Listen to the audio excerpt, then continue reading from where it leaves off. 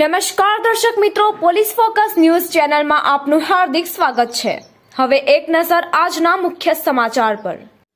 ભારે વરસાદથી પાટણ જિલ્લામાં ક્ષતિગ્રસ્ત થયેલા રસ્તાઓના રિપેરિંગ માટે પંચાયતની કુલ 9 ટીમો દ્વારા કામગીરી પૂરજોશમાં।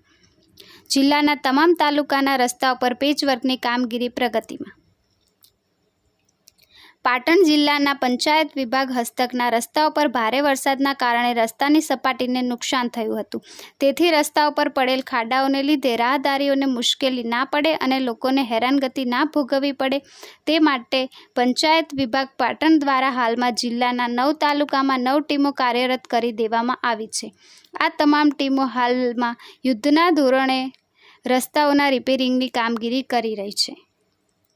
જિલ્લામાં પંચાયતના અધિકારી અથવા કર્મચારીઓ દ્વારા તમામ રસ્તાઓની મુલાકાત લઈ વિગતવાર સર્વે હાથ ધરીને જે રસ્તાઓ પર ખાડા પડેલ છે કે સપાટીને નુકસાન થયેલ છે તેમજ રસ્તાઓના સાઇડ શોલ્ડરને નુકસાન થયેલ છે તેવા તમામ રસ્તાઓ પર પેચવર્કની તેમજ સાઇડ શોલ્ડરની કામગીરી યુદ્ધના ધોરણે લેવામાં આવી છે।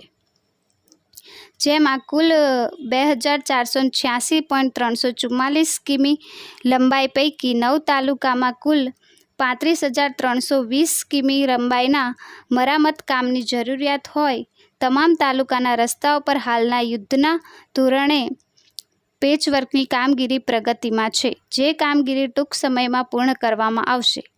જિલ્લાના મેસર, પચકવાડા, ડીડરોલ, સિદ્ધપુર, સુજાણપુર તેમજ પાટણના રસ્તાઓ તેમજ અન્ય વિવિધ રસ્તાઓ પર પણ પેચવર્ક તેમજ અન્ય કામગીરી પૂર્ણ કરી દેવામાં આવી છે।